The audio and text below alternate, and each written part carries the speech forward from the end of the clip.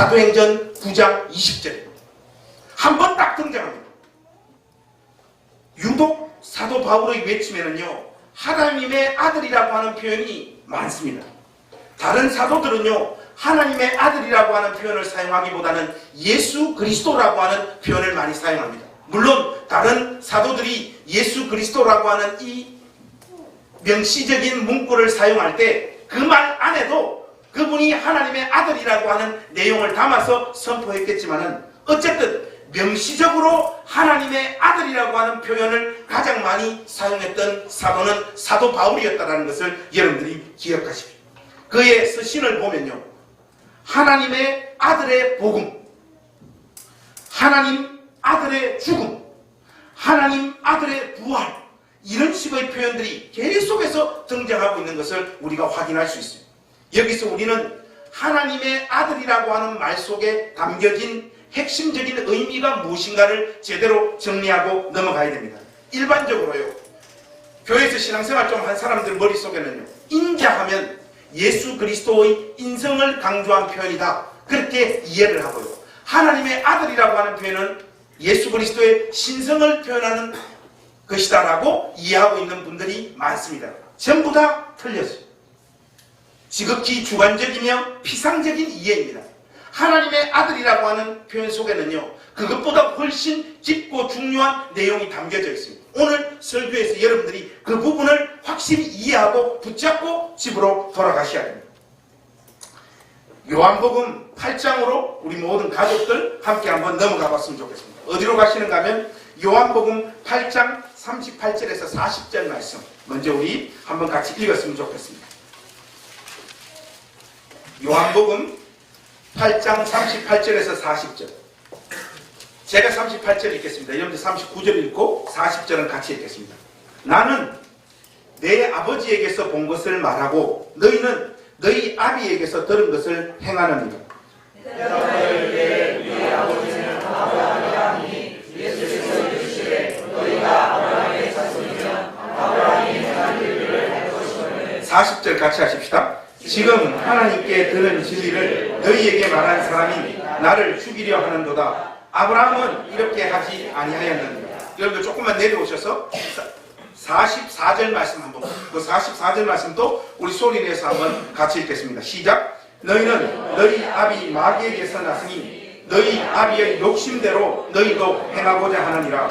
그는 처음부터 살인한 자요 진리가 그 속에 없으므로 진리에 서지 못하고 거짓을 말할 때마다 제 것으로 말하느니 이는 그가 거짓말장이요 거짓의 아비가 되었습니다. 여러분 이 말씀 가만히 한번 보십시오. 아브라함의 아들과 사탄의 아들을 대조시켜 놓고 있는 내용이지요. 그들의 소속이 아브라함의 아들이든지 아니면 마귀의 아들이든지 아들이라고 하는 개념의 핵심적인 내용은 뭔가 하면요, 그의 아버지의 명령에 순종하는 존재라고 하는 사실을 이 내용들이 지금 강조하고 있는 것입니다. 하나님의 아들이라고 하는 이 표현도 동일한 내용을 전달하고 있는 것이에요. 1차적으로 하나님의 아들이라고 하는 이 말의 뜻은 인간의 몸을 입고 이 세상에 오신 예수님은 인류 역사상 하나님께서 요구하시는 모든 계명을 하나도 빠짐없이 완벽하게 지켜낸 유일한 인간이라고 하는 내용을 담고 있는 표현입니다. 동시에 유대인들에게 하나님의 아들이라고 하는 이 말은요, 하나님과 동일한 존재요 하나님 그 자체라는 의미예요. 성육신하신 하나님이라고 하는 말이 하나님의 아들입니다. 근데 자꾸 우리들 마음에는 어떤 느낌이 오는가 하면 하나님의 아들이니까 하나님보다는 한 급발, 자꾸 이상한 말, 어릴 때 노름을 많이 해요. 하나님보다 한 급수 아래라고 이해를 하는 거예요. 그렇지 않습니다. 유대인들은 하나님의 아들이라는 말을 하나님보다 한 급수 아래라고 하는 존재로 인식하지 않았습니다. 하나님과 동일한 존재로서의 아들로 인식했던 거죠. 미국 갔다 온 지 얼마 안 됐기 때문에 영어로 한마디로 표현을 하자면 잘 들으십시오. He is very God of very God. 해석이 안 되죠. 여러분들 이게 무슨 말인가 하면 예수님은 하나님 그분 자체라는 뜻이에요. 무슨 말인가 여러분들 이해되십니까? 하나님의 아들을 하나님보다 한 급수 아래로 인식하는 것은 교회의 역사에서도 이단으로 정제된 자들의 주장입니다.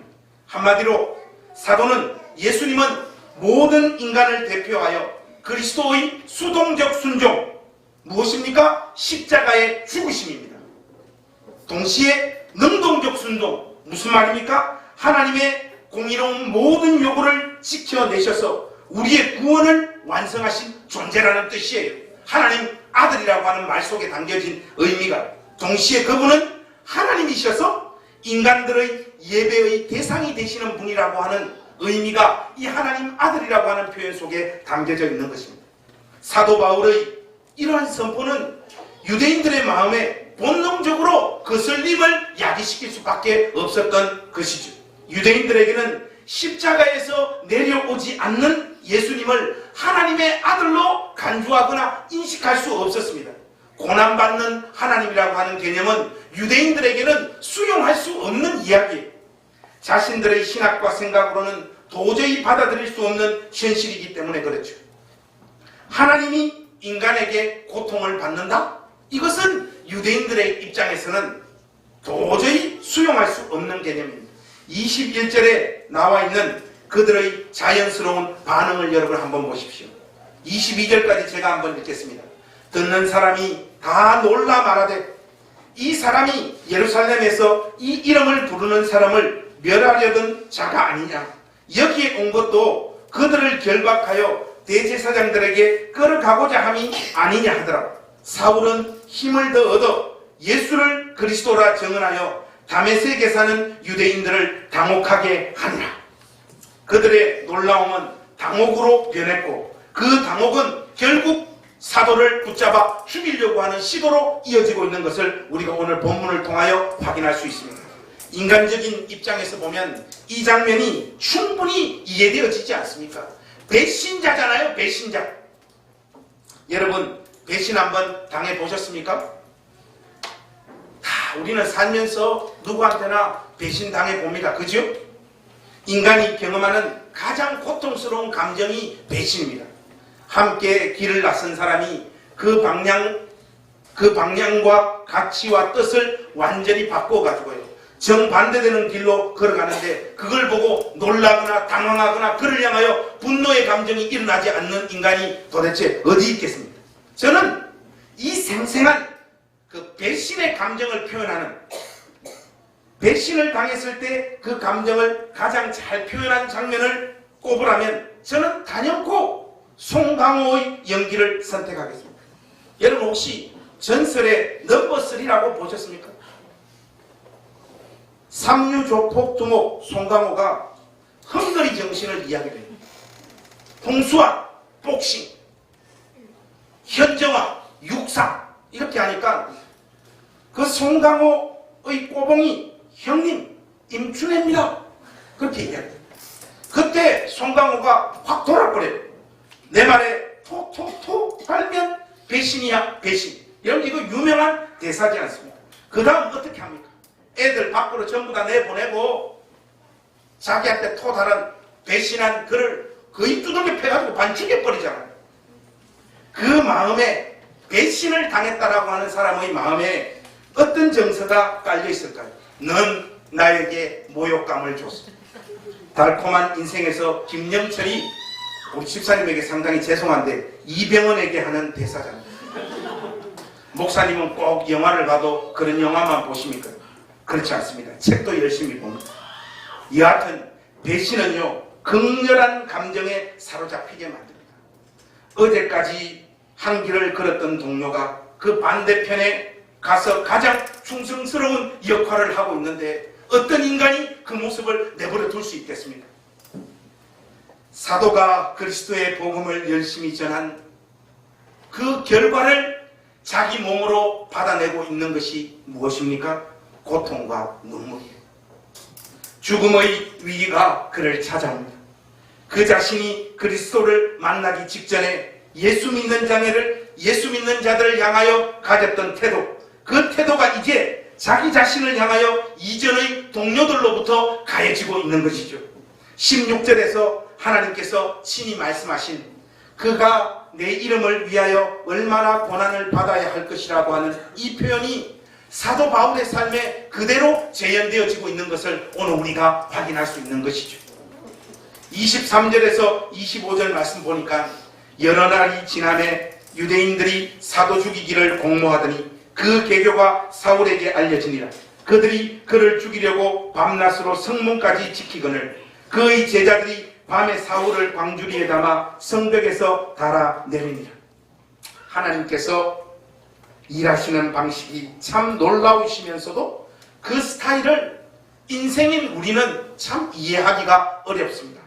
사도행전 1장 8절의 말씀도 예루살렘 교회에 핍박을 가하셔서 그 예수 멀쩡히 잘 믿고 있는 사람들을 전부 다 흩어버리셔서 그 말씀을 성취하고 이루어내듯이 자기의 도구로 부름받은 사도의 생에 고통과 아픔과 시련과 견딜 수 없는 고난을 담으시면서 왜 당신의 도구로 사용하시냐 이 말입니다. 사도의 생애에도 여지없이 아픔과 고뇌와 눈물을 통해서 이 일을 이루어 가시잖아요. 이 부분이 참 이해하기가 어려운 부분입니다. 제가 주로 영화를 보거나 어떤 책을 볼 때 목사님은 어떤 영화나 어떤 책을 선호하십니까? 하는 질문을 많이 받아요. 이번에 장신대 대학원에 가서 하루 강의를 하는데도 신학생들이 목사님 주로 어떤 책을 읽으시냐고 이야기를 하더라고요. 저는 읽었을 때 일단 눈물이 나야 됩니다.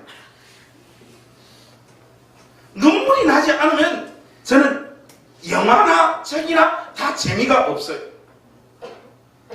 그렇다 보니 읽는 책들 중에는 고난, 상실, 아픔과 관련되어진 책들이 참 많아요. 신자가 겪는 고난의 이유에 대해서 수많은 책들을 저도 읽었는데 한결같은 결론이 뭐냐? 우리를 성숙해 하시려고. 에라이쌍! 성숙이란 것이 여러분 꼭 고난의 옷을 입어야만 가능한 것은 아니지 않습니까? 그렇지 않습니까 여러분? 고난 안 당하고도 성숙한 사람 많잖아요. 저는 솔직히 이런 식의 대답이 시원하지 않습니다. 왜 하나님께서는 자신의 일을 특별히 복음 전도의 역사를 펼치고 이루어가는 자에게 왜 고난과 아픔을 동반하셔서 자기 일을 이루어 가시냐 말이죠. 여러분 우리가 우리의 주관적인 해석이나 관점을 가지고 이런저런 이야기해봐야 그것은 우리의 개통 철학에 지나지 않은 것이고요. 사도 자신이 왜 하나님께서 이 일을 펼쳐가는데 고난을 내 삶 가운데 주시는가 하는 자기 고백을 통해서 여러분들 우리가 이해하고 해석하는 것이 가장 건전한 선택인 줄로 믿습니다. 그래서 여러분들하고 꼭 읽고 싶은 말씀이 있습니다.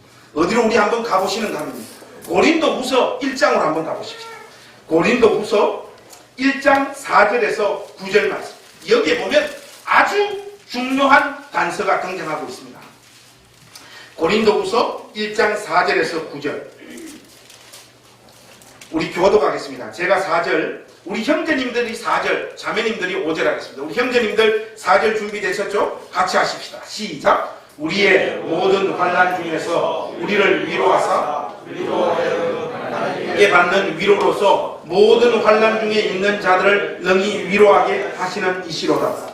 그리스도의 고난이 우리에게 넘친 것 같이 우리가 받는 위로도 그리스도로 말미암아 넘치는도다. 우리가 환난 당하는 것도 너희가 위로와 구원을 받게 하려는 것이요 우리가 위로를 받는 것도 너희가 위로를 받게 하려는 것이니 이 위로가 너희 속에 역사하여 우리가 받는 것 같은 고난을 너희도 견디게 하느니라. 너희를 위한 우리의 소망이 견고함은 너희가 고난에 참여하는 자가 된 것 같이 위로에도 돌아갈 줄을 알리라. 형제들아 우리가 아시아에서 당하는 환난을 너희가 모르기를 원하지 아니하노니 힘에 겹도록 심한 고난을 당하여 살 소망까지 끊어지고 우리는 우리 자신이 사형 선고를 받은 줄 알았으니 우리는 우리로 자기를 의지하지 말고 오직 죽은 자를 다시 살리시는 하나님만 의지하게 하시니라. 여러분 일단요 여기서 우리는 주의 일을 하면서 당하는 고난 앞에서 사도가 토해놓는 정직한 고백을 우리의 고백으로 삼아야 됩니다. 8절과 9절 초반에 한번 보십시오. 거기에 보면 두 가지 표현이 나옵니다. 이 주의 일을 하면서 특별히 복음을 증거하면서 겪는 이 아픔과 고난을 사도가 어떻게 표현하고 있는가 하면 8절에는요, 힘에 겹도록 심한 고난을 당하여 살 소망까지 끊어지고 이렇게 나와 있고요. 9절 초반에는요, 우리는 우리 자신이 사형 선고를 받은 줄 알았으니 이렇게 나옵니다. 사랑하는 우리 행신교회 가족 여러분, 여러분들에게 진지한 마음으로 부탁을 드립니다. 아프고 힘들 때 그 표현을 있는 그대로 하십시오. 믿음이니 기도니 하면서 그 고통을 일부러 감추려고 하지 말라 이 말이. 교회 다니는 사람들 보면요, 왜 이렇게 쇼에 능한지 모르겠어요. 어디서 연기를 배우셨는지. 교회 다니는 사람들 진짜 연기 잘합니다. 집에서 누구처럼 드라마만 봐서 그런 거예요. 저는 만나서 천상의 언어를 토해놓는 분들 보면 가슴이 답답하고 정말로 인간같이 느껴지지가 않아요. 아니, 사도도 죽을 만큼 힘들고 살 소망까지 끊어졌다고 했는데 우리가 뭐라고? 특히 여러분 젊은 애들 보면요, 얘들이 여러분들을 절대로 제가 무시해서 하는 말이 아닌데 40 전에는요, 그거 살아도 산 것이 아닙니다. 그거 40을 넘어야지 산 거예요. 근데 이 40 전에 애들이요, 저 만나가지고 뭐라고 이야기하는가 하면, 목사님, 이 고난 앞에서 기도하면서 가겠습니다. 주님 말씀의 인도를 받겠습니다. 막 때려 죽이고 싶습니다. 이 사람 정말로 미쳐버려요. 제가 아이들 만나보면 또 이런 애도 있어요. 목사님, 너무 그러지 마시라고. 고난당함이 내게 유익이라고 성경에서 말하고 있잖아요. 여러분, 그것은 고난 다 지나고 난 다음에 한 고백이에요. 고난을 통과해서 갈 때는요, 사도 자신도요, 내가 이 고난에서 내 스스로 견딜 수 없을 만큼 막 이제 죽어버렸으면 좋겠고 살 소망이 내 가운데 하나도 없다라고 고백하고 있지 않습니까? 여하튼 사도는 우리가 금방 읽은 이 말씀에서 하나님께서 사역 안에 담으신 고난의 이유를요, 두 가지 정도로 분명히 우리에게 밝히고 있습니다. 오늘 우리가 이거 붙잡아야 돼요. 여러분, 4절과 5절과 6절에 보면요, 제가 다시 한번 이 말씀 읽어 내려갈 때 여러분 눈을 통해서 한번 따라오세요.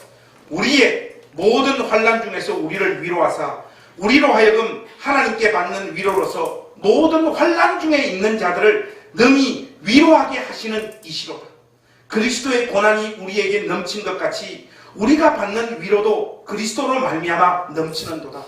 우리가 환난 당하는 것도 너희가 위로와 구원을 받게 하려는 것이요, 우리가 위로를 받는 것도 너희가 위로를 받게 하려는 것이니 이 위로가 너희 속에 역사하여 우리가 받는 것 같은 고난을 너희도 견디게 하느니라. 참, 아무리 말씀을 열심히 읽어도 죽어도 이 고난을 면제시켜 주겠다, 그런 말씀이 없는 것 같아요. 특히 저는 사도의 이 4절에서 6절 말씀의 이 고백이 참 동의가 되어 영혼 깊숙한 곳에서 진심으로 고개가 끄덕거렸습니다. 저는 비교적 쉽게 사역의 현장을 찾고 준비된 여건 속에서, 아니 노골적으로 갑시다.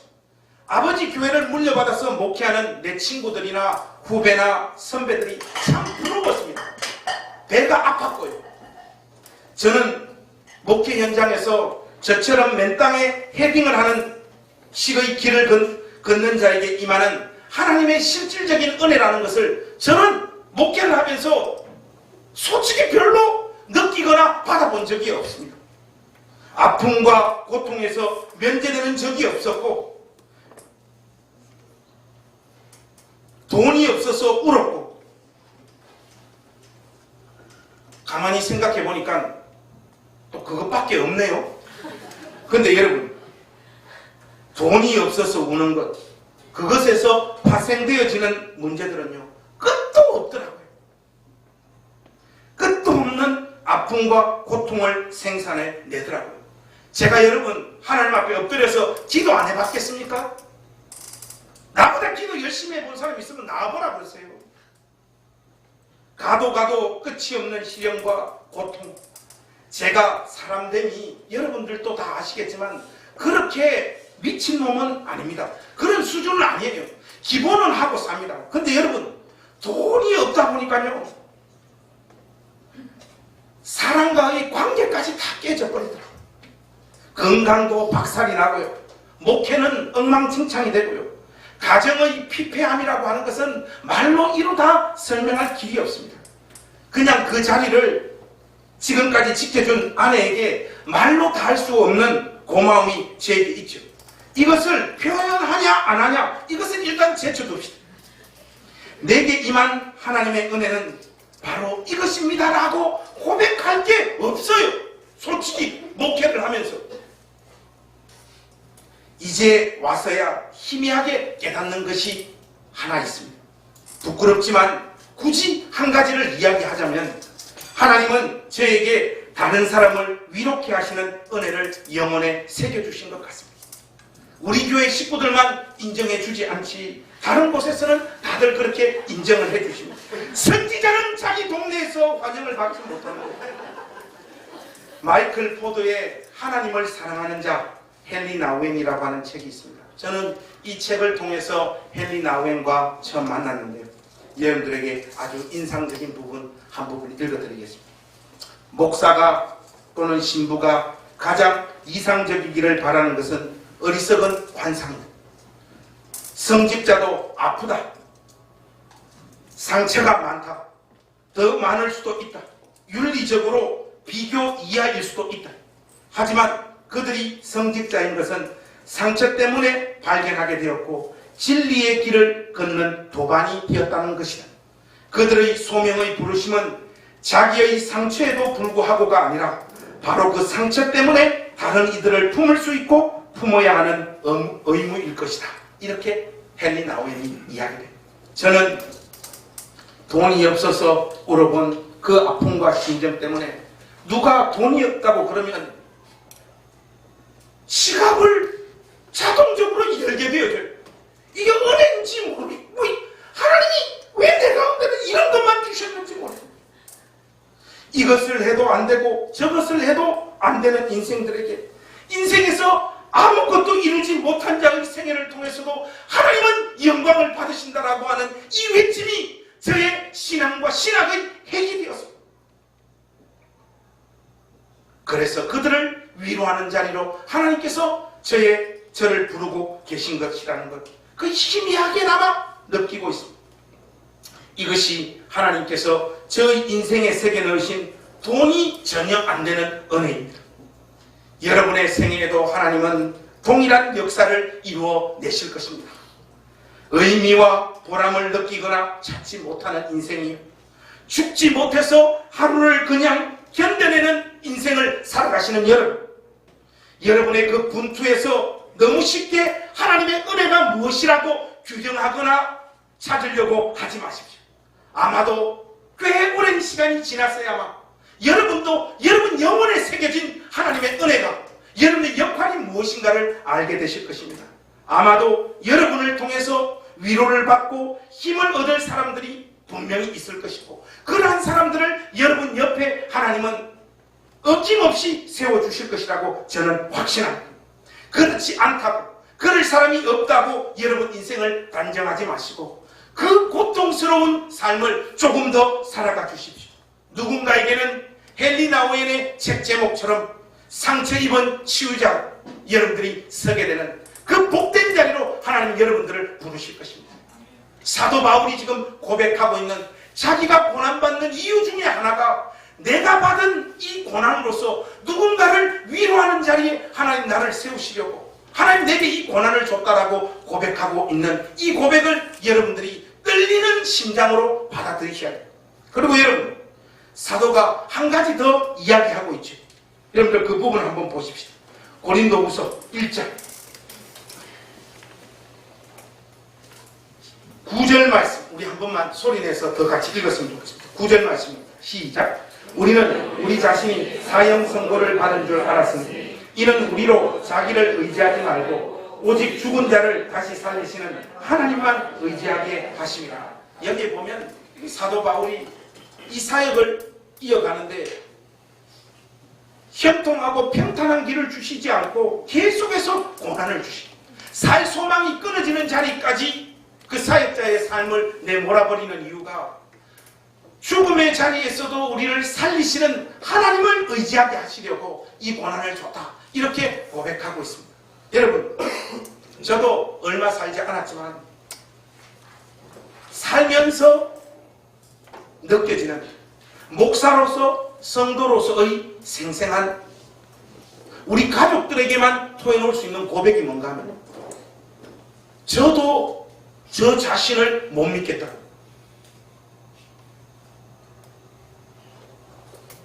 저 20대와 30대의 설교 원고를 보니까요, 와, 지금보다 날이 얼마나 서 있는지 강단에 올라가면 다 죽여버렸더라고요. 근데 점점 저도 아직도 많이 까칠하지만은 이게 무뎌지기 시작을 하는데 그 무뎌지는 이유가 뭔고 하니까요, 내가 내 자신을 못 믿겠어요.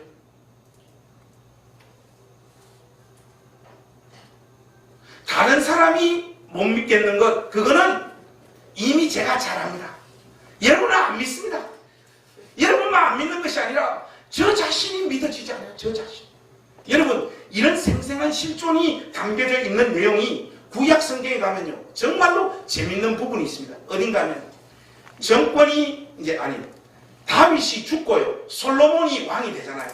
근데 다윗이 죽기 전에요, 죽음 전에 솔로몬에게 유언을 쏟아놓잖아요. 누구는 죽이고 누구는 다 끝을 내라, 이런저런 조언을 합니다. 조언을 해서 솔로몬은 그의 아비 다윗의 명령을 받더래요.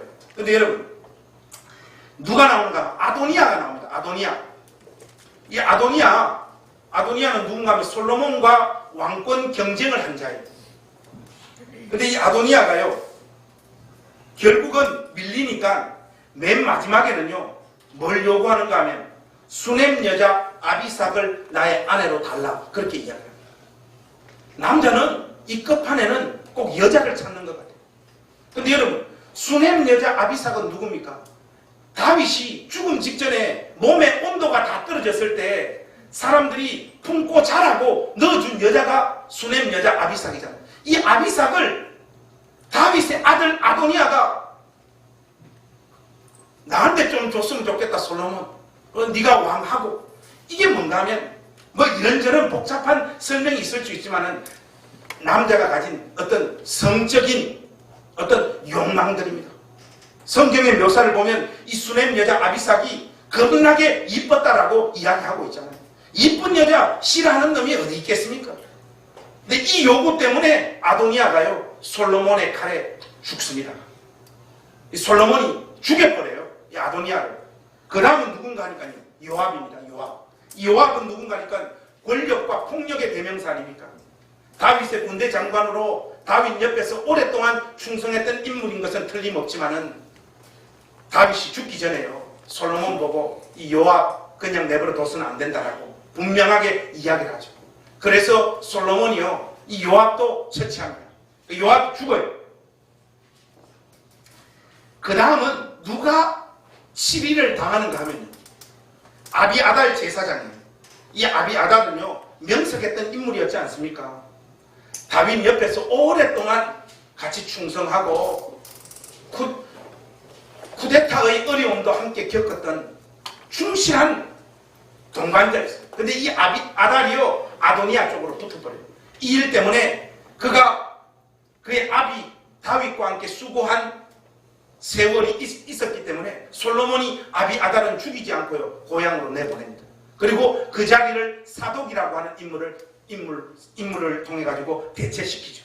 그 다음은 한 명이 더 누군가인가 하면 다윗이 도망갈 때 이렇게 저렇게 다윗을 조롱하고 저주했던 시므이가 있습니다.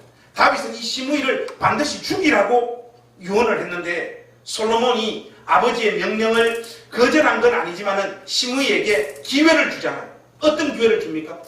너 예루살렘 벗어나면 죽는다. 요즘 우리식으로 하자면 가택연금입니다. 이 예루살렘 안에서만 있어라. 그 밖으로 나가는 즉시 너는 죽는다. 그래서 이 시므이가요, 마음을 다잡아먹고 예루살렘 안에서만 자기 삶을 삽니다. 그런데 시므이의 종 2명이요, 가드왕 아기스에게로 도망을 가버려요. 근데 여러분, 고대 사회 때 종이라고 하는 것은 자기의 재산이거든요. 그래서 이 시므이가요, 예루살렘을 벗어나가지고 가드왕 아기스한테까지 가서 도망간 자기 종을 데리고 옵니다. 붙잡아가지고요. 근데 이 소식이 솔로몬에게 전해지죠. 그래서 솔로몬이 너 가택연금에서 예루살렘 벗어나지 말라고 했는데 너 이리 와. 그래서 시므이도 죽여버립니다. 이 시므이가 마지막까지 추구한 것은 물질이죠. 돈이죠. 재산이죠. 근데 여러분, 진짜 무서운 게 여러분 무엇인지 아십니까? 솔로몬의 말년에 있잖아요. 솔로몬이 타락하잖아요. 타락하는 내용을 하나하나 살펴보면요, 아도니아와 요압과 아비아달과 시므이가 저질렀던 이 잘못에 함몰되어져서 솔로몬이 죽어버려요. 자기가 그것은 하나님 앞에서 사람 앞에서 잘못한 것이라고 판단해서 죽였던 자의 죄를 솔로몬이 그대로 행하고 있는 것이 사람의 인생이라는 거죠.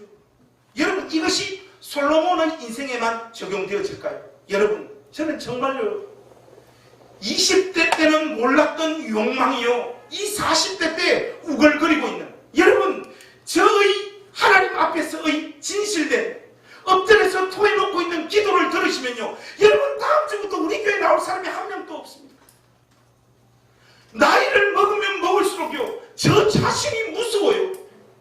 내한테 이런 욕망이 있었나? 내가 이런 쓰레기였나? 하는 그 공포와 두려움이요, 매일매일 저를 찾아요. 왜 복음 전도의 길에 하나님은 고난을 쏟아부으시고 동반시키느냐? 저는 희미하게나마 알겠어요. 그게 없으면요, 우리 전부 다 망가지고 타락하고 어그러진 인생이 되는 것이 틀림없습니다. 여러분, 어제 그것이 알고 싶다 보고 주무셨습니까? 그거 봤어요. 저는 뭐 보니까 별게 없고 줄기세포 맞은 목사가 그게 한 명 나오더라고. 그분이 여러분 한국교회에서 제일 존경받는 목사님이었지 않습니까? 세월이 흐르면 그렇게 어그러지고 무너지게 되어 있는 거예요. 그분만 어디 그렇겠습니까? 저에게 그러한 목회지와 그러한 삶의 여건이 찾아왔을 때 제 안 망가지고 안 부서지고 타락할 가능성이 있을까요? 그렇지 않습니다.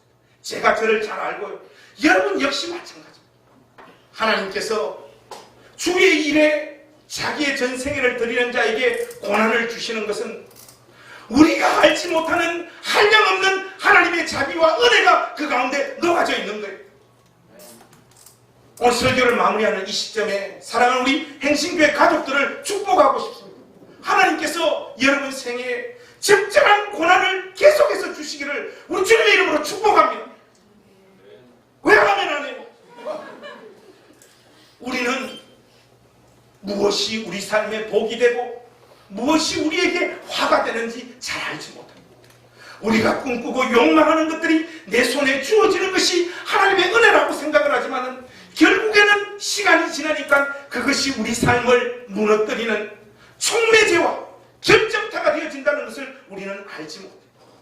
결론을 맺겠습니다. 사랑하는 우리 행신교회 가족 여러분, 사도 바울은 하나님의 아들의 복음을 자기의 전생을 통하여 올곧게 전가하고 선포하였고 그것의 결과는 끊임없는 고통과 아픔과 시련이었다는 것을 여러분 주목하십시오.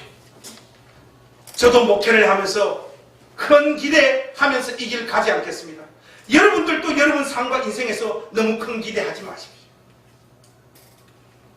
여러분들이 감당할 수 없을 만큼의 아픔과 고난 앞에 내몰리고 있는 순간이라면 그 고난 너머에 있는 하나님의 손길을 볼 수 있는 우리 행신교회 가족들이 될 수 있기를 바랍니다.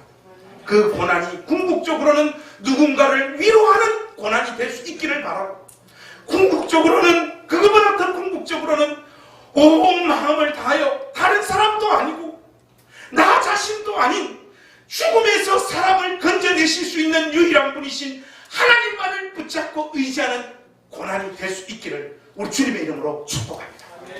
그 은혜가 여러분 생애 가운데 넘치시기를 우리 주님의 이름으로 축복합니다. 기도하겠습니다.